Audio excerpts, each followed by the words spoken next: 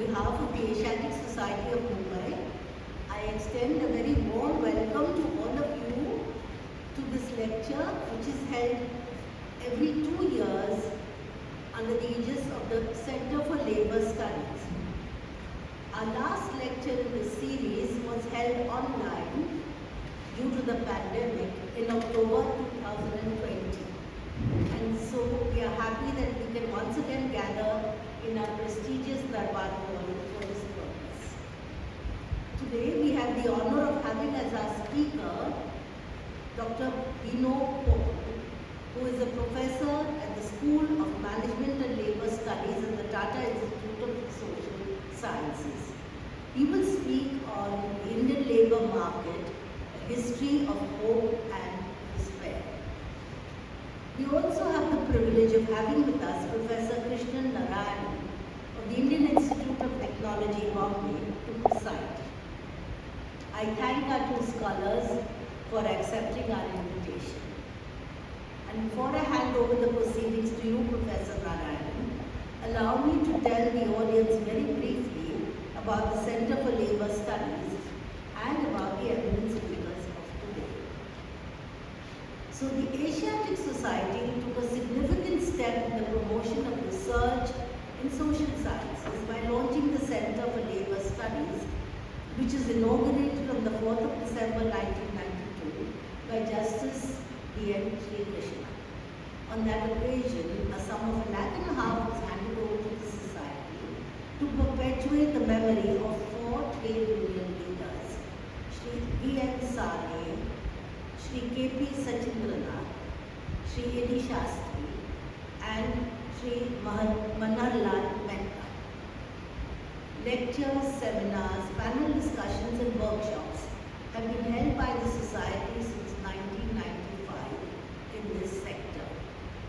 Other activities of the Center include purchasing of books concerning labour studies, collecting documents on labour matters in India and abroad, establishing a fellowship and conducting research on labour issues.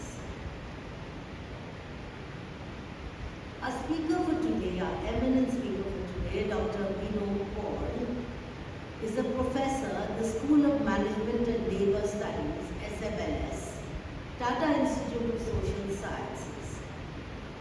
After a master's degree in development economics from the University of Calicut, Kerala, he pursued an MPhil in planning and development and a PhD in economics from the Indian Institute of Technology, Bombay. Professor Bino has been teaching and researching, it's a long list, labour economics, social network analysis, microdata analytics, social sustainability, science, technology and society for over 2 decades of his academic career. He has published several scholarly papers in reputed journals. He's been a popular research guide. Over 15 years, he has successfully guided 19 PhD and 30 MPhil candidates. Professor Bino was Dean of SMLS during 2015 to 2018, and he has been part of the governance of diverse academic bodies. He was part of the team who got the German patent utility model for innovation in microdata curation. As an educationist, he founded the postgraduate and undergraduate analytics and sustainability studies program at TISS, Tata Institute of Social Sciences. Dr. Krishnan Narayanan obtained his PhD in economics from Delhi School of Economics and carried out postdoctoral research at the Institute of Advanced Studies, United Nations University in Tokyo. His research interests span the areas of industrial economics, international business, socio-economic empowerment through ICT, environmental economics, economic impacts of climate change and development economics. He has a large number of publications in the field of industrial competitiveness, technology transfer, ICT, international trade, and socio-economic impacts of climate change. The research journals in which he has published include Research Policy, Studies in Regional Science, Technovation, Oxford Development Studies, Journal of Industry, Competition and Trade, International Journal of Energy, Economics and Policy, Water Policy, Foreign Trade Review, Current Science, and Economic and Social Weekly, Economic and Political Weekly. And there is a very long list of publications. Anyone who's interested can look at it here. I really will not be able to read out all the titles. There are just so very many. I'm sure you will excuse me, Professor Narayanan. So his teaching and research career span a period of 33 years, from 1989 to 2001 at the University of Delhi, and since December 2001 at the Indian Institute of Technology, Bombay. He has been an Institute Chair Professor during 2012 to 2018 and Head of the Department of Humanities and Social Sciences, IIT Bombay, during 2010 to 14. Dr. Narayanan is currently India Value Fund Chair Professor at the Department of Humanities and Social Sciences, Indian Institute of Technology, Bombay. So here we have two very eminent scholars. We are privileged to have them. Thank you very much indeed. And I now invite you to please take your chair, your place at the podium. Do come.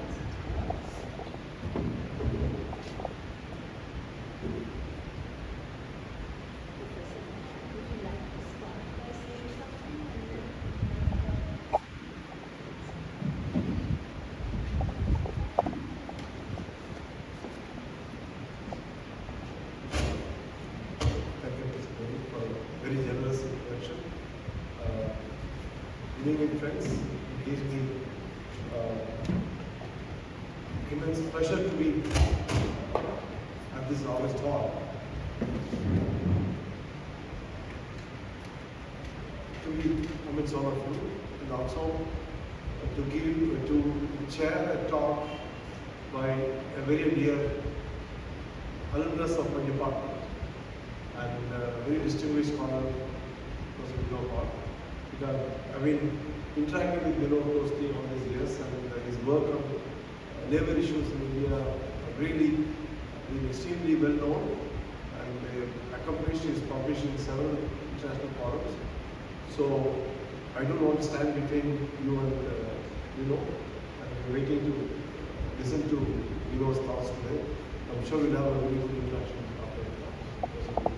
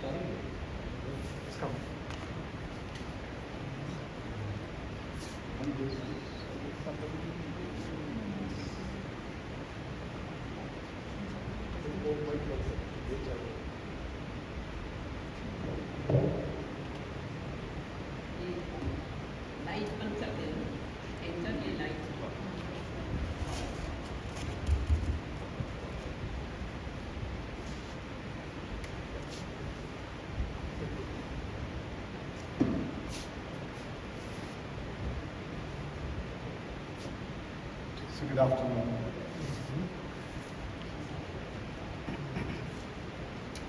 Professor Narayanan, Asiatic Society. Foremost, I thank for inviting me to August gathering, the historic, iconic venue, to share my thoughts. So the topic I have chosen is on labor, Indian labor. So it's titled The History of open sky. But it's different from the conventional historiography. The historians use artifacts, not only artifacts, variety of evidences and data. Here what I'm going to present you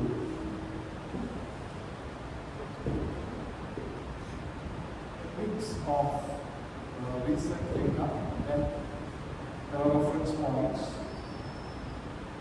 So it's a span of 1.5 decades of interest, more a recent history. So welcome to this talk. So we have a few things. First, it's crucial to look at basic features of a labor market system. And we are going to see that then it's crucial, it's important to understand what's the case of India. To juxtapose the system of labor market with Indian facts, the recent data particularly. Then we trace back to 15 years. An outline of dynamics. So that's part one. Part two, we are going to see, we are going to look at multiple dimensions. It includes economy, technology, labor, or labor, technology, economy. Order doesn't matter here, but we are going to see how the interaction between these three dimensions work. What does it imply for us? The third crucial part is we are going to assess based on recent data. Is there a hope in terms of aligning human with technology and sustainability? So it's a story of some despair, some hope.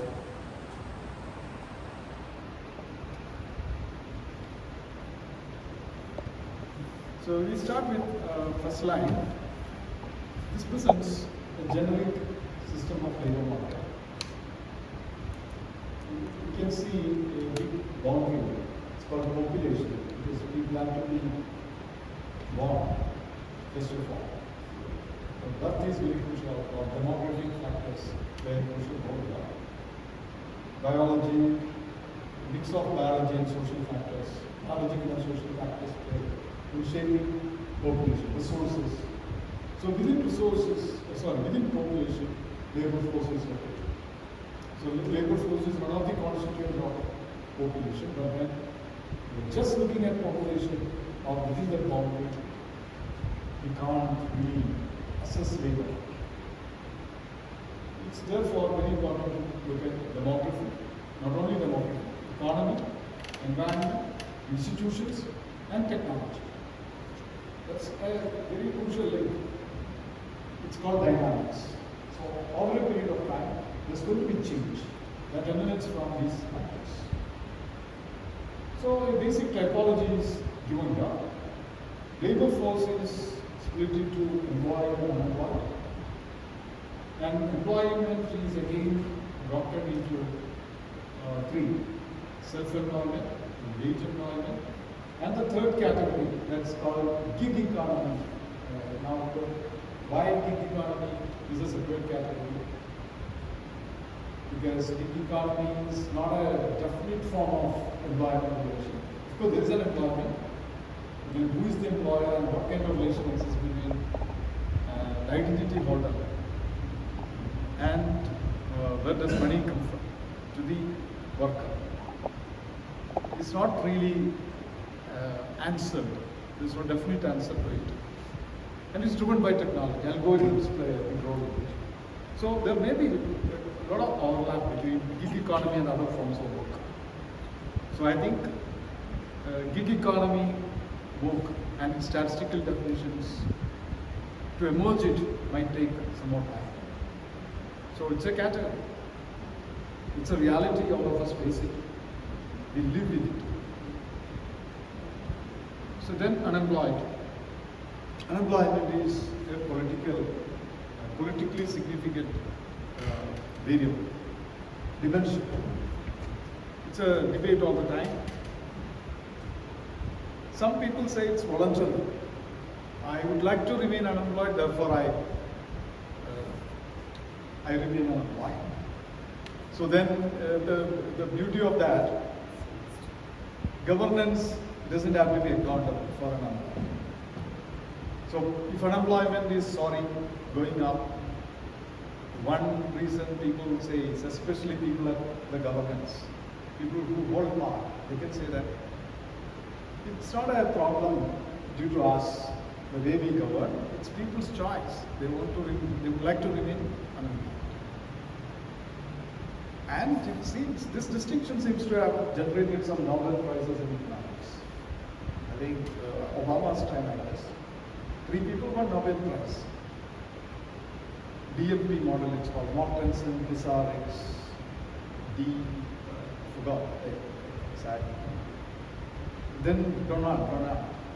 They won Nobel Prize for their conceptualization of search. That means you are in job or you are out of job, you keep on searching. So you keep on searching until you get what you look for. But then it's a kind of good explanation or good rationale or good defense for governance who may be clueless about unemployment. But the second is involuntary. Involuntary probably dates back to classical economists, or an interesting version came from John Maynard Keynes. That means people look for a job, but they don't get it. It's not that I keep on searching until I get what I want. Anyway, it's a debate. But this part is not measured. This split is not available in countries like India. Elsewhere it exists, there's a clarity on demarcation in terms of voluntary employment. Now coming to self-employment, concerning self-employment. Self-employment is something that doesn't give wage, that provides earning. So it's of 3 types. Of course, the sanctity of this classification is questionable. It has its own limitations. Still, it's a workable classification. On account work is something like one woman show, one man show, one person show. I am the employer, I am the employee. Mumbai has ample examples, street vendors or small business people. Visiting them, we see just one person doing everything, or probably she or he gets help from someone from the family. So that's an example in the urban context. While in the rural context, small farming, very, very marginal farming. So we'll see what does it imply for a system. The next crucial thing is helper. Helper is a very important thing in India, not only India, elsewhere. Helper is someone who does work, but not necessarily gets any earning in return. We see them in petty trading or shop or street vending or even farming. Someone who says, I'm affiliated to this family. So whatever family gets as a return is also mine, but there is no contract. Maybe there's something like psychological or social contract, but no economic contract in existence. The third part is employer. There is employee-employer relationship. It may be medium enterprise, small enterprise, or a large enterprise, or conglomerate. We know who is the employer. But there is a clarity, role clarity. There is employer and employee. So these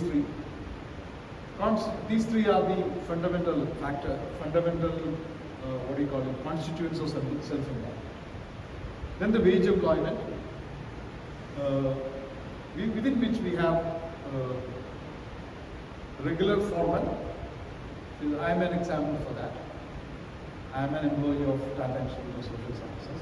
So there is a direct contract between me and my employer. Regular informal, we have ample examples. Many of domestic workers in Mumbai, they regularly come home. End of the month they get money. But to signify it, we don't have a paper. There's no paper. We do have many such employments in the city of Mumbai or elsewhere. So that's called regular informal. Then casual. Casual, again, it's also called spot market. People are hired from the spot. And for a day or for a week, there's a lot of flexibility. In cities, especially Mumbai, there is an institution which is vibrant. Morning, it's very vibrant. Of course, does it last the whole day? I don't know. Nakas. People meet over there early morning, and there are contractors who hire them, put them at some site. They are multi-skilled people, not necessarily their certificates. Today I am a plumber, next day after tomorrow I may have a different role. So, but then here there's immense uncertainty. Very few domicile people may get into it. There are people, but we see mostly migrants, including stateless migrants. So I'm going to talk about it as we got. So that's about it. Now another crucial segment in this set, not in labor force. The crucial distinction between labor force and not in labor force, first something to do with the law. 15 and above, below 15, there's a huge significance. We call child labor below certain age. Above certain age, people are allowed to, or people have right, not rather than allowed or something, they have right to participate in workforce. Second part is little subjective. Are you willing to be paid for your work? Based on these two screens, the distinction between labor force and not in labor force is better. So not in labor force, again two fundamental constituents. One is people who are into domestic chores, but no pay is received. There's cooking done or caring done. Different generations live in families, so there is a care process. Probably the care can be outsourced from the market or someone provides. Not necessarily there is a quid pro quo. There's no pay for it. So that is the story of unpaid domestic jobs. The system which we discussed prevails in many countries, irrespective of its development cycle or development phase.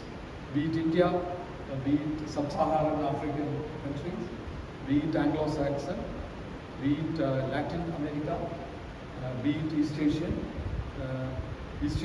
or Southeast Asia, Oceania, across, or East Europe, Eastern Europe, Asia Minor, Central Asia, Middle East. We will see it in different forms, slightly or hugely different, but there is a structure of this sort. Some variation is likely. Now we come to the life cycle of labor. Labor is something like life. It exists all through the life. So fundamentally we say three states. Three states again, it can be challenged. New categories can be brought in and no sanctity about it. An operational model, one can say. It includes employed, unemployed, not in labor force. So one interesting case is there is a loop. Employed continues to remain employed, or I may do the job hop. I jump from one job to another job. That's very usual among corporate citizens. If you are a corporate employee, many executives, they move from one company to another company, maybe in search of many things. One is compensation, another is intrinsic motivation. Different factors drive them. So that's one story. But then they continue as an employee throughout their life. Probably it's a matter of jumping from one job to another, or maybe a steady existence. That's one transition. But another transition is probably employed becomes unemployed. That's also transition. This has been happening in OECD countries, India or elsewhere. This has been happening in India as well. Last decade, not last decade, 2000 to 2010, there was a vibrant phase of economy which was really creating opportunities for graduates in India. Business was outsourcing. Call centers, very vibrant. So the only requirement was ability to speak accent neutral language. Then in big spaces, technology integrated network spaces, people go, oh, I think the whole thing changed. Now most of this work got diffused. Those systems, many of them were dissolved, changed to fragmented forms. So many probably were unemployed, left. So that's because of technology. So employed becoming unemployed is a life cycle issue. Similarly, unemployed can become employed. That's also possible. So many factors contribute to it. For example, migrants. Many spaces in India give us example. I think a lot of migrants originate from India, not only within India, also from India to different parts of Oceania. Now, contemporary days, Oceania has become a hot geography for Indian immigrants. Canada, North America, Middle East, many such places people go. But then many of them who flock to that region were not employed here. Of course, it's also likely who are employed here move out to those geographies. But many unemployed also move to these geographies. That's one story. Another story is someone who lives in the rural, deep interior, Konkan, coming to Mumbai. I think Mumbai's labor history has ample evidences of people moving from remote villages and coming over to build a livelihood. So these are the contexts. Then it's also crucial, again, unemployment, it's a journey from unemployment to unemployment. So I am an unemployed, like I think we have ample stories emerging from different parts of the world. Charles Dickens to many fictions carry that, caricature these stories. And it's very live down the street. It's quite likely we might see someone who remain unemployed for years. So although they try their best to have a transition in life, it may not happen to everyone due to some factors. Technology contributes to it, many things: migration, economy, technology, environment, education, skill, wage. So environment is turning out to be a very important factor. I think there is a big conflict going on between infrastructural priorities and livelihoods, especially along the coast. Big ports are coming up, but then it's also displacing habitation and occupation. Now the question is, displaced people, would they get another opportunity? So all these contribute. It's also likely not in labor force, another important situation. So unemployed people can transit to not in labor force. Prolonged unemployment might force people back to some residential unit or a habitat unit, which would, I don't know, I'm not saying comfort, it's not really comfort. They probably compromise with it. And it also happens with aging, because continuing in employment is also a function of age. Prior to a age bar, the question is, good economies create opportunities for people to engage. If there are no opportunities, then people choose not in labor force. It's a question of engagement. Or is age merely a number?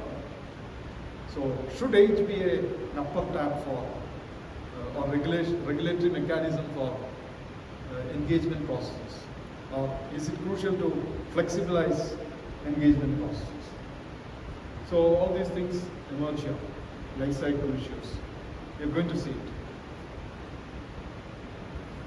So this is another a detailed structure of transition. So I'm going to touch upon it. There are three colors used. One is green.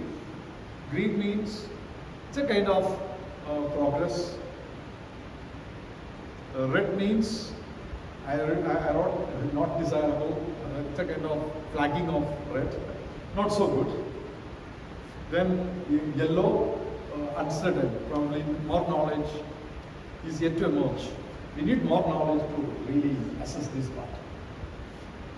Now, we put variety of options: on account work, helper, employer, regular formal, regular informal, casual, gig economy employment, unemployed, not in labor force, unpaid domestic chores, not in labor force. So present and future. So on account work, continuing there. People might say it's a kind of entrepreneurship. Many scholars point this, especially who are situated at the West. But I think, of course, ILO on the other hand says it's a case of vulnerable employment because very excepting a few cases, most of on account work scenarios create very little income for people. So daily does it create 800 rupees for people? At least you need 800 rupees, 800 into 30, 24,000 rupees to sustain a family of 4 to 5 people. Would that provide it? Is a question on account work. So continuing to exist in on account work, would that really contribute to the sustainability of family? So that's one reason. So there are many such cases in India or Sub-Saharan Africa. Generations people living on account. But then it won't create upgrading in living. But then there is also the other side happening. Other side, is it an adaptive process? You adapt to a ecology and you create your own system. So you have every right to live within that on account system. But the problem is not that. How long you continue? Outside world is very violent. Violent in the sense they displace others. But it also creates problems for future adaptation. Because adaptation for one family, one generation adaptation is possible. But then institutions change, norms change, and a variety of, moral economies emerge.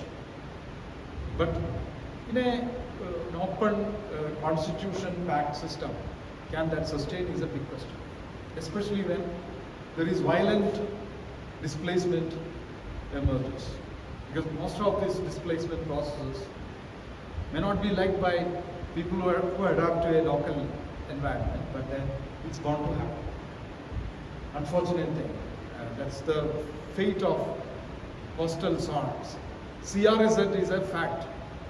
It exists in India, but it can be flouted if state undertakes investment, or not only state, any big force.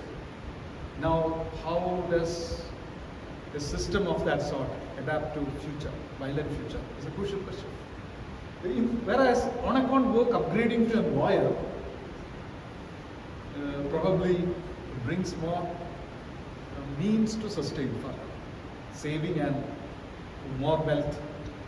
So how many vada pav street sellers would become more, established sellers with more resources, and they don't have to they don't have to fear the agencies of state, corporation and police.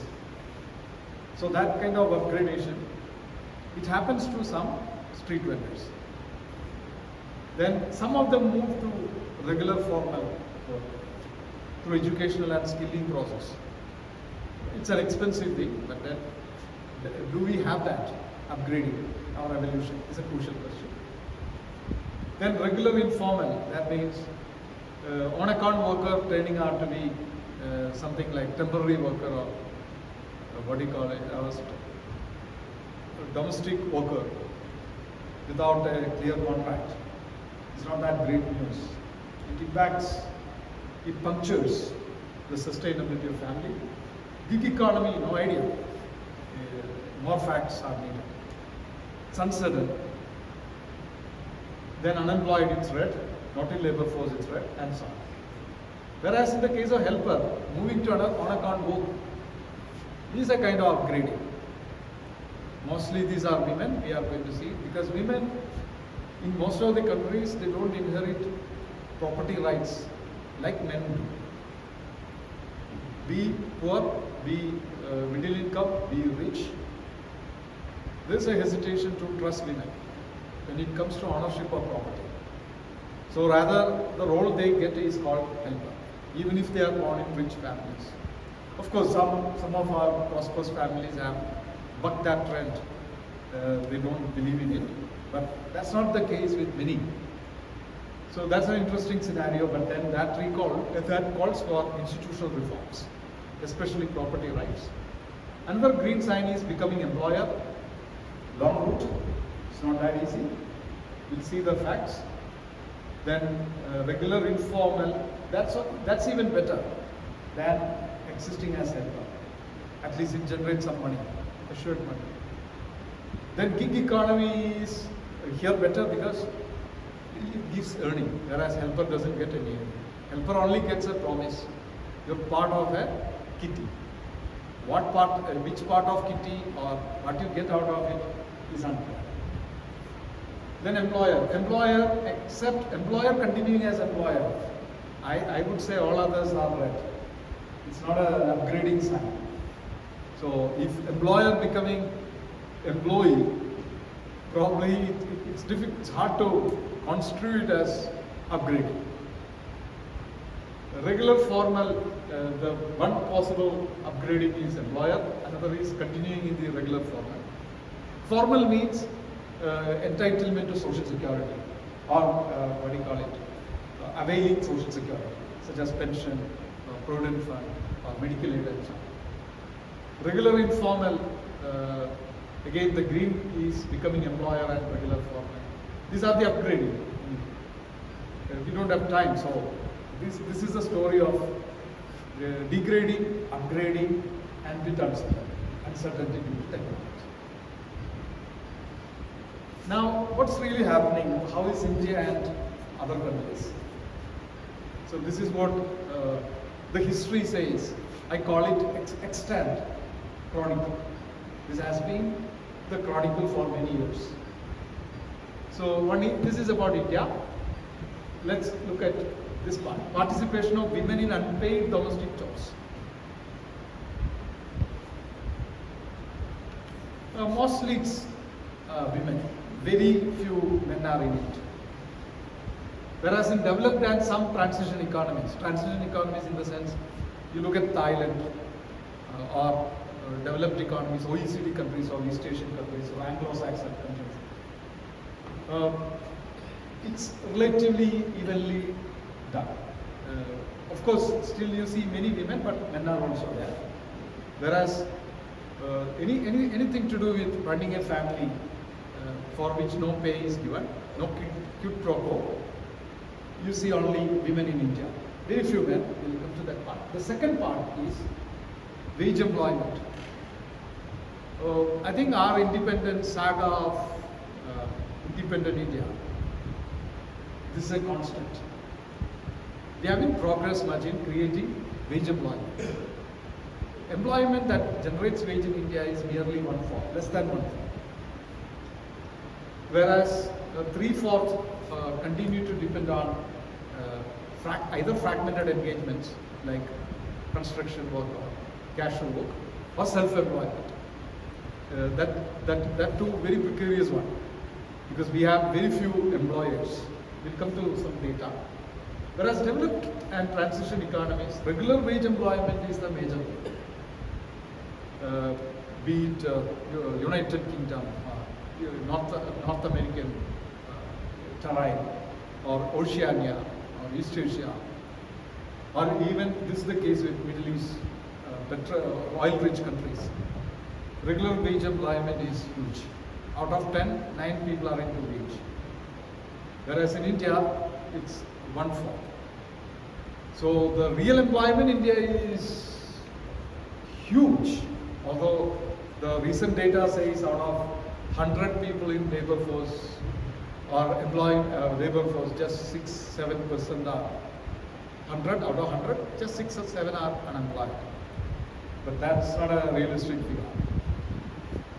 First of all, only 1/4 would get any kind of wage employment. And a decent job with some entitlement is something like out of 12 now. Whereas many other economies, not necessarily developed, but some transition economies, as well as developed economies, the whole structure is different. Human engagement structure is different. Now we come to numbers, we put numbers in place. This is the recent data, just came out the data, June 2022. 15 years and above. In India, it's my computing, there could be minor errors here and there. 1,044 million. We say 100 crore. 15 and above, I am saying. Below 15 is not included. The labor size is 544 million or 54 crore. Out of which 517 million or nearly 52 crore are employed. Unemployment is 27 million, 2.7 crore. Voluntary, involuntary, I mentioned.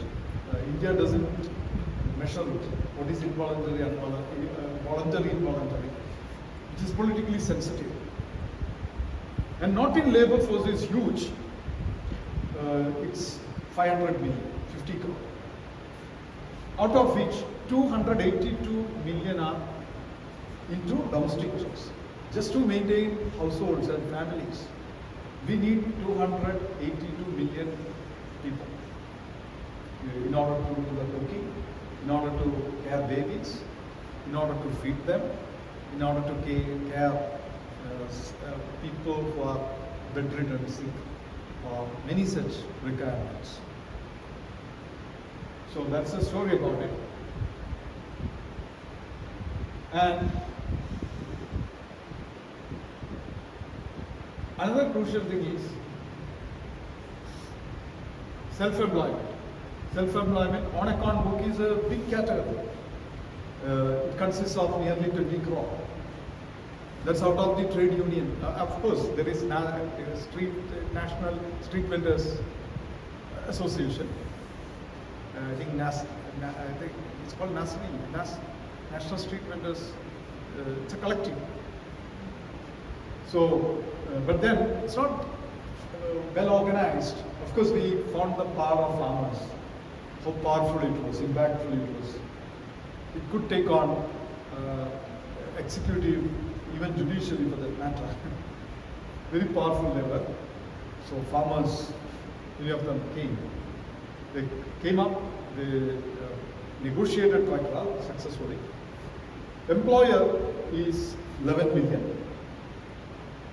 Then helper is 77 million. So one can see the ecology of our economy. It's quite huge. And regular salaried with some social security is 49 million, near 5 crore. But then those without social security is more than that, 65 million. Then there is a slight error here, 0.1, 0.8. It's a growth rate, but the number here is, it's little more than 1 crore. It means I may be not in labor force, but a classic case I can give you is I'm a woman who is into domestic chores. I don't get paid. I do the cooking, everything, take care of the family, even collecting, fetching water from a remote location or firewood and so on. But part-time, I cook some idli and pack it and sell it in the market. Or roti, I sell it in the market. So that kind of activity. That's slightly about 10 million. So this percentage is around it. So that's the recent structure. Now we compare 16 years data. So I put growth rate. What is the growth rate? Positive means growth, negative means deceleration. There is contraction. So population 15 plus grew at the rate of 2.1%. That's the general demographic feature. Labor grew at 1.4%. Employed grew at 1.3%. Unemployed, however, grew at 4.3%. So that's a big one, I think. And voluntary, now then self-employment grew at 1.3%. On account work 2.1. Employer, I think we talk about startups and so on, right? People are getting into entrepreneurship perhaps.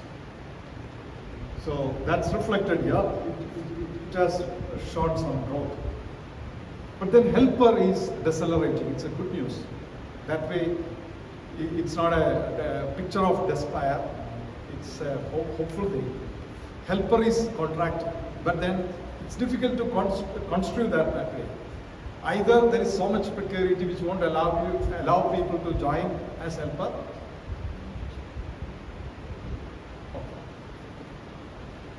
This particular stuff.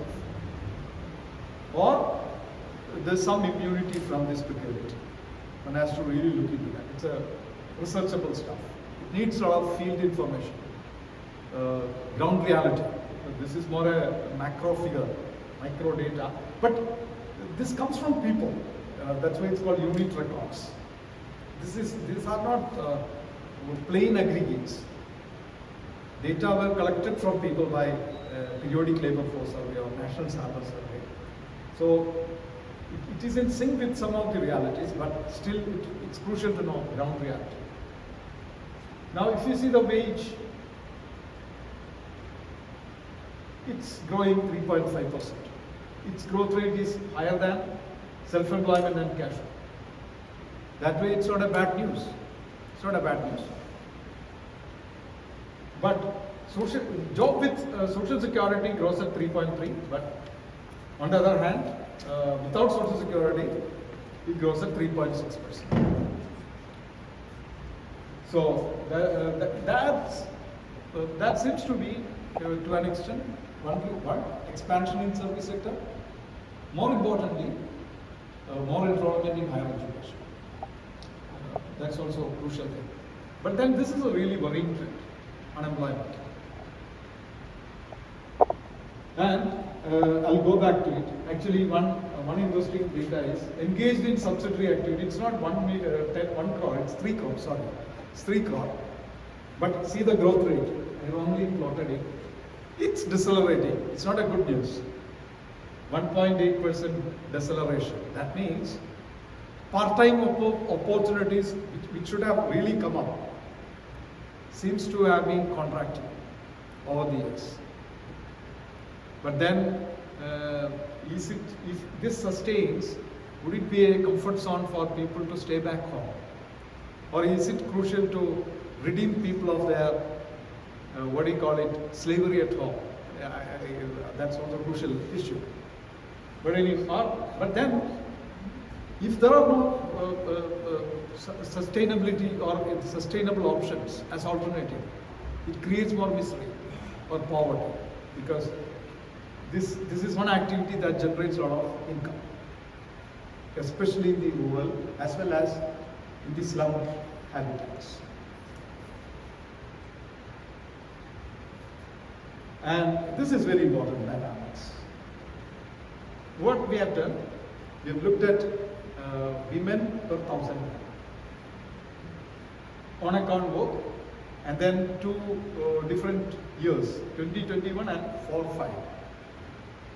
On account work, we can see here. It has risen, but compared to men, very few women are there.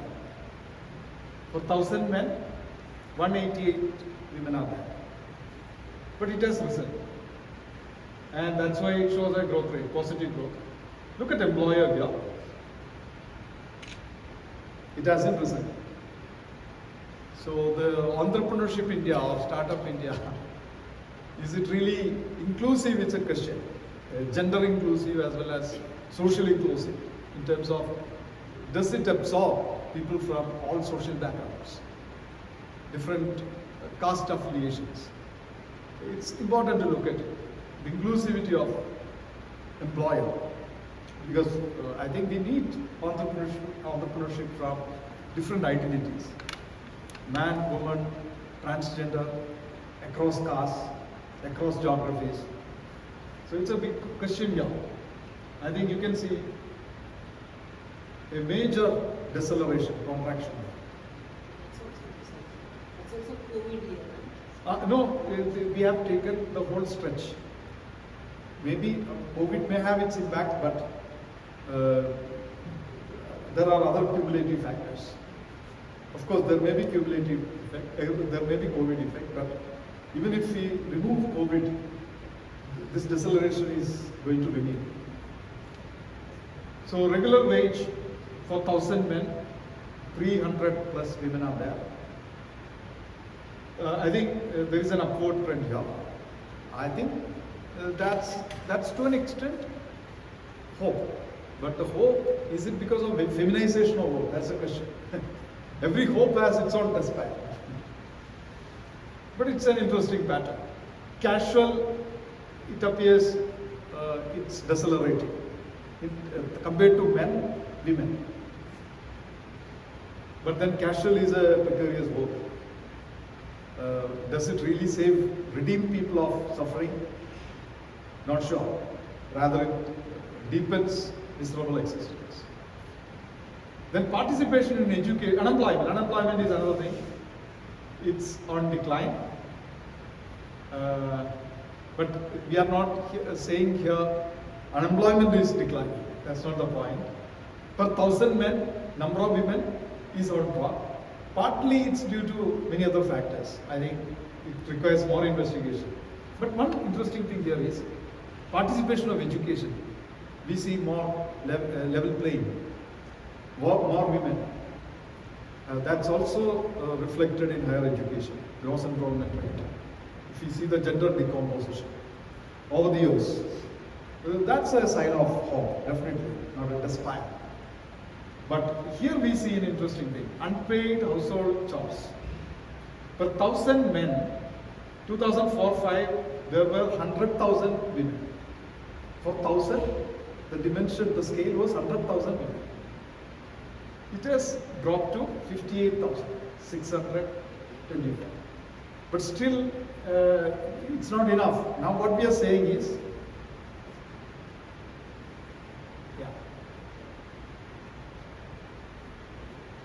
so still for 1,000 men, as per the latest data, there are nearly 60,000 women who are into domestic jobs. So that means, out of 100 people who are into unpaid domestic chores, more than 95% are women. So another crucial dynamics here is very interesting. 2004-2020, formal regular employment. We can see women per 1,000 men. It's up, it's going up. Also, that's the case with informal regular employment. Probably it's explained by two things. Number one, transformation in the economy. We see more expansion of tertiary economy, service-based economy. Number two, growth in the enrollment of women in educational processes. So education is a liberating force to an extent.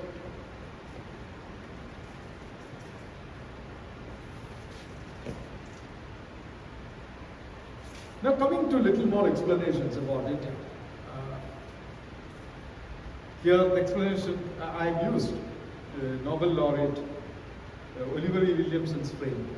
He passed away. He talks about in his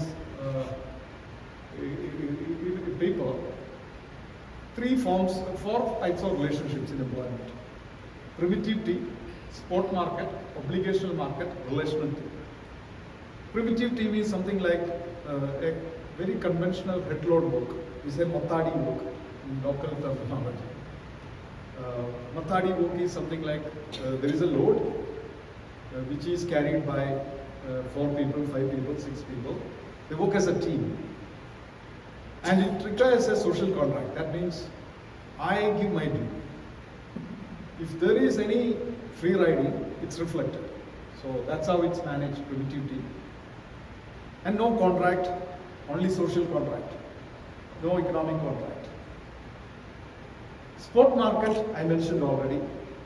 This is the case. This is more like a distress employment, which is the best opportunity for many migrants. For which again, only wage matters, no relationship. So use and throw. Third is obligational market. That's the case with many people who are in government job and corporate services. Relational team is very, very desirable one. Desirable in the sense you get a lot of freedom in terms of timing of our work hours, perks. See, a McKinsey consultant belongs to this. So they don't get wage, right? They get something like part of the profit, employee stock option and so on. So India is mostly made of spot market and primitive market. More than 90% of Indian system over the years, throughout the history, it's predominantly spot market and primitive team. So this is a interesting reality. We haven't changed much. So if we move over to obligational market and relational team, there's going to be tremendous upgrading, but is it going to happen now? Is it unlikely to happen? Only time will tell. But I'm sure there are some signs, green shoots emerging. Probably some transition is up. But now it's a picture of despair. If we bang on cumulative history. But in future, this might change, hopefully. So I think I mentioned this part. Now we come to another crucial. I have a few more minutes. I will finish. Labor, economy, technology in India. Last 20 years. So we can see the first one, employment on vertical axis, and here. So employment is rising. You can see there is a sharp inclination. It was growing. But post 2010, that growth has settled and it's slow. So the rate is dropping. So that's the story of human engagement. So human engagement and its growth. It's a picture of stagnation. It's stagnating. We haven't yet seen the plummeting, but it may plummet after some time. The second case is GDP. GDP is a mixture of variety of human engagements and business.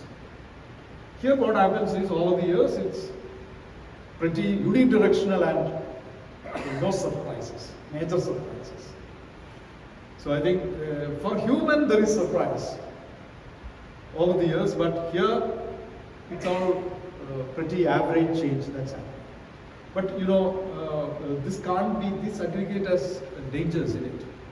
We can't say that this is what happens in a remote village or one sector in one town, a particular town. This is an aggregate picture. It has its own issues.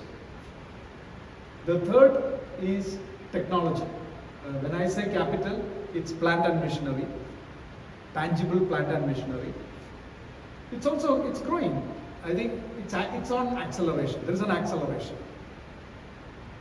Then we also look at software. So we have capital service. It's primarily software, not so tangible ones. So that's also growing. More unidirectional. So you can see business, physical capital, software, they all report unidirectional change. Now coming to human, hours of work. You can see there is a clear negotiation for more hours of work. Of course, it's showing satiation here because there is a limit, right? But with new labor code, it's going to change again. 12 hours of work, right? That flexibility has been brought, but it's going to change now. Then we can see labor share. Labor share means money goes into labor's pocket divided by GDP. Share of wage in GDP. It has been plummeting.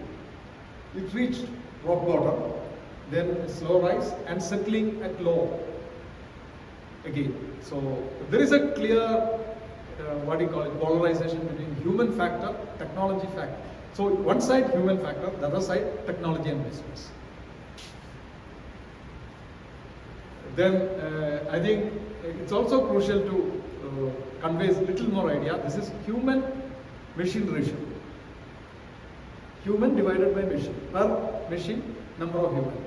Sorry, per human, number of machine. Sorry, that way. Machine per human. It's up, right? It's going up. Linear way, unidirectional way, accelerating. Then it's productivity. Productivity means value by human. It's also up. Or you can see, no surprise, it's going up. This is quality of education in terms of years of schooling and pay it generates. So that's the measure. It's called human capital. It's also going up. And this is called total factor productivity. That means growth that emerges from sources other than technology and human. It could be because of innovation, patenting, R&D, research and development, many other things. That's showing a sharp rise. So the machine-related facts, knowledge-related facts, all show some consensus, right? So it doesn't really align well with fundamental human values. So it's also crucial. We created something called network model to understand, is there a consensus or divergence? So this is human, employment, this is hours of work, this is business, GDP, this is technology. Technology and business, they are pally with each other. They are good friends. Average hours of work and technology, there is a negotiation happening. So more technology, perhaps there is a negotiation for more hours of work. But I think employment is out of it. It's disengaged. There is a bit of disassociation or very weak association, not very strong association, extremely weak. So it's further there. Another crucial thing is about machine per human, productivity, human capital, total factor productivity, which is like innovation, kind of signaling of innovation, and money that goes into labor splitting. It's actually it's an opposite relation. Money goes into labor and productivity don't agree well. They are not friends. We are poles apart. So it's also crucial that this was the story of 2 decades. Using macro. The problem with macro, you aggregate too much, you lose the essence. I think a woman economist told about it, John Robinson. Aggregation is kind of spoiling the reality. So that's why it's crucial to know what's happening in companies. So we have taken more than 50,000 factory units from annual survey of industry.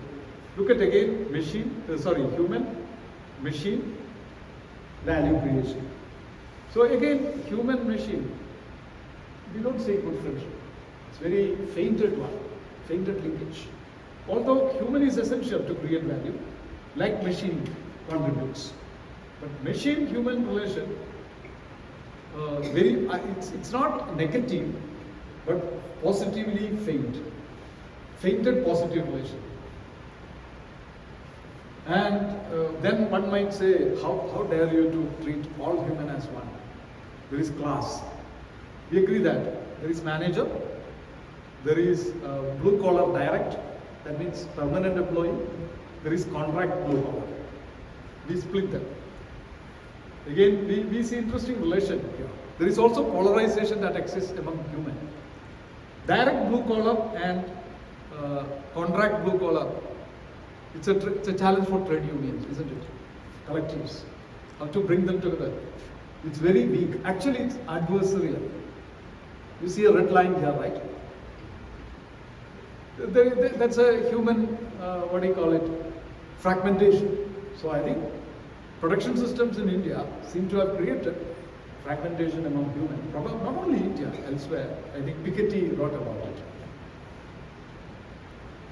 And another crucial thing is productivity, technology, machine-human. This is again share of contract workers, the managers. Then we see a strong coordination between technology and productivity. Productivity means it's an outcome of technology. More importantly, of course, human factors also play a role in it. That's why HR departments exist, or personal management sections exist. But I think it's very difficult to read. But what I'm trying to say, what's happening to occupations in India? Last 10 years change. So we are seeing this change. The biggest occupation in India is related to agriculture. So constituents like clerk, categories like clerk, is almost it's dwindling and it's very less. And we see craft related work, we see professionals over here, but we see the green color. Green color means the recent years. There seems to be growth in professionals. Also there seems to be growth in leaders like managers, senior officials and leadership. So I think managerial workforce is showing more growth. While blue collar and basic workers category, although they form the major chunk, it's decelerating. So is it a good news or bad news? That's a big question. So what's actually happening now? I think this would summarize it. The massive growth during last decade was in favor of managerial workforce, followed by technicians and professionals, service workers. The least growth was for clerks and craft-related work and elementary occupations. But is it that Indians are becoming managers? That's a question. And that means people are whopping money. Is it the fact? But interesting thing is unraveled here. On vertical axis, we have growth rate of wage. Horizontal axis, we have occupational size, growth in occupational size. So more the growth in occupational size, wage will be compromised. So are we creating, it would be interesting to say, hypothesize, we are creating managerial coolies. I think that what low wage was doing seems to have been done by low paid workers whose designation is manager. This happens not only service units, also in manufacturing. There's an interesting evidence. 20 years back, 20 years data, before 20 years data, if you see, the ratio of per manager workers. Per manager, it was for one manager there used to be 13 workers. It has changed to per manager it's 7 workers. Of course, it varies across industrial segments. This is the average in manufacturing in India. So I think let's come to this one.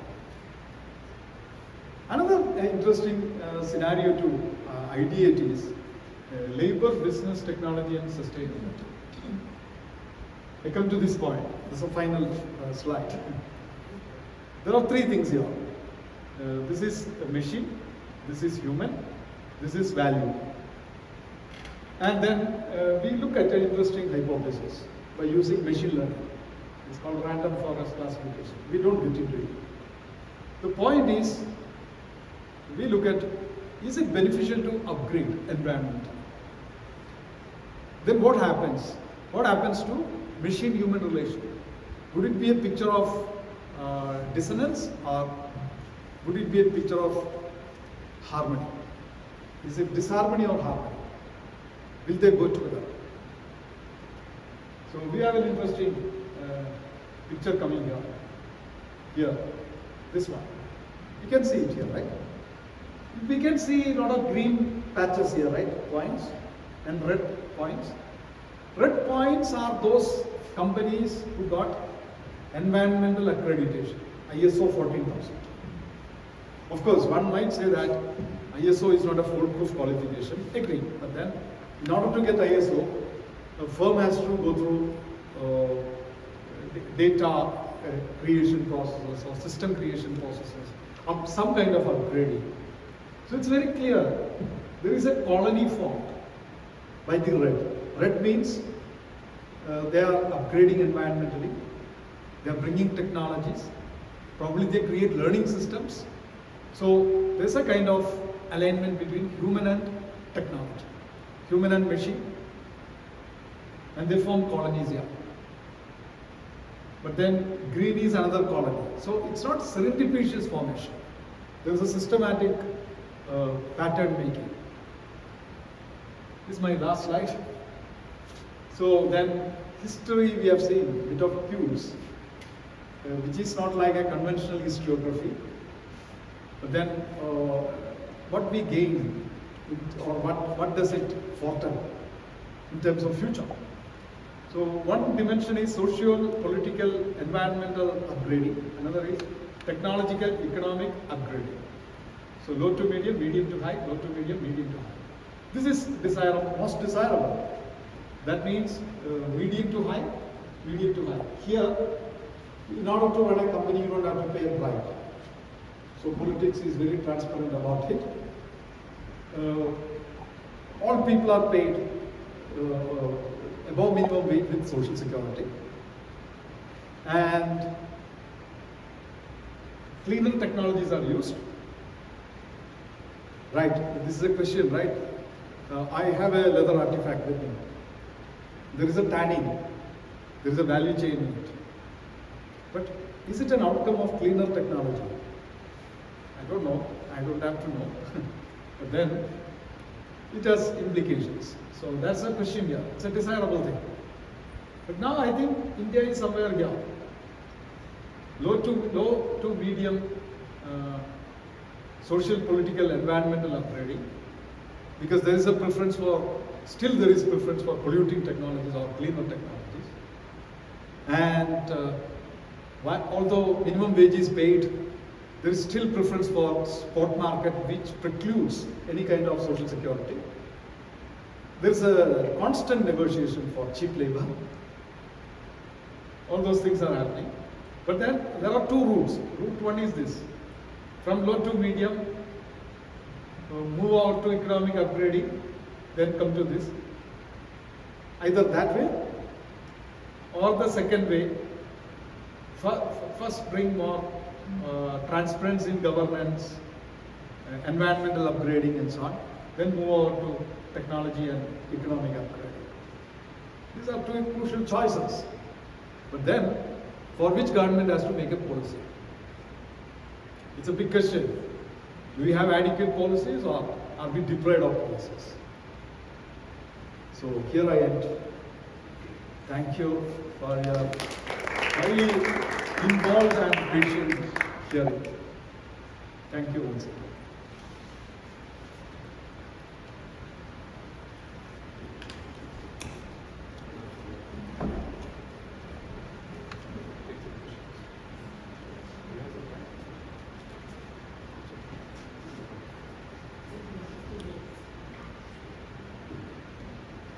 Thank you.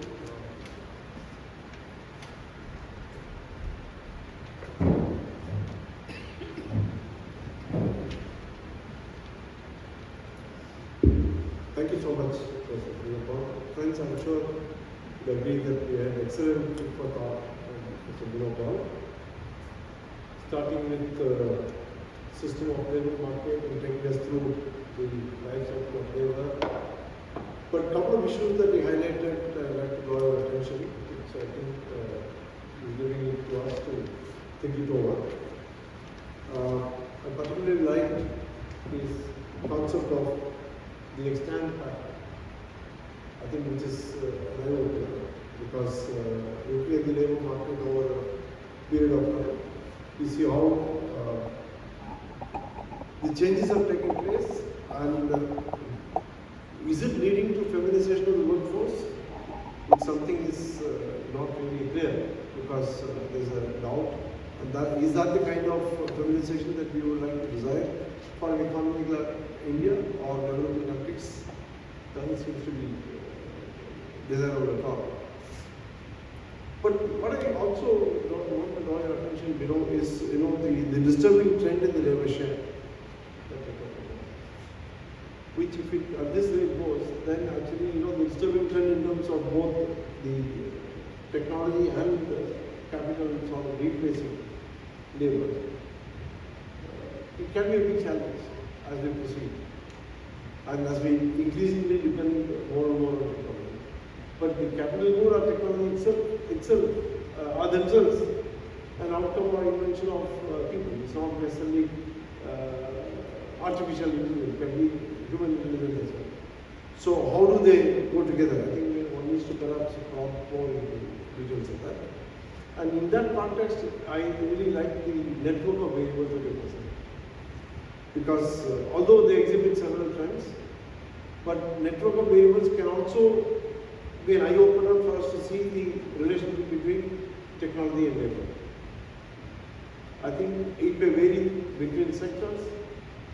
It may vary between within a sector, between different firms also, or different occupations.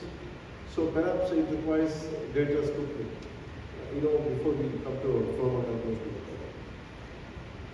And another very interesting highlight that he talked about, which I think it means which talks about growth of low-paid managers. Now, all of us will remember that when we used to go to the nationalized banks earlier, we had people, managers, officers, clerks, and sub-staff, they used to call it. Now then came the private banks in India, where the concept of sub-staff have been removed. The clerks perhaps have also been removed, and everybody is called a duty manager, assistant manager, etc. But they're all doing the same job. So where there's a vending machine where they go and pick up whatever coffee or whatever they want, they buy themselves. And then it's exactly that. So everybody got the designation feel good factor. But are they really paid the compensation that managers have been paid in the past, etc.? That's where we are going to pay attention to, which is, that's exactly what has changed. So again the question is that maybe it is changing the hierarchy of the workforce, but is that what is desirable for the economy? That's a good question that we are asking. And finally, the policy challenge. So are we ready to take on board the policy challenge? I think I'd like to listen to the audience if they have any questions, comments for Professor Bino Paul. I'm sure you'll be very happy to respond to this. Yes, please. I think that the change of the nomenclature from clerk to the manager is not only a feel-good factor, it is also some kind of a social pressure where I would be very happy to marry a manager and not a clerk. So we have changed it. So, exactly. Yes, sure. Yes. Yes, I am curious to know how you distinguish between physical labor and intellectual labor. Yes, Ashok.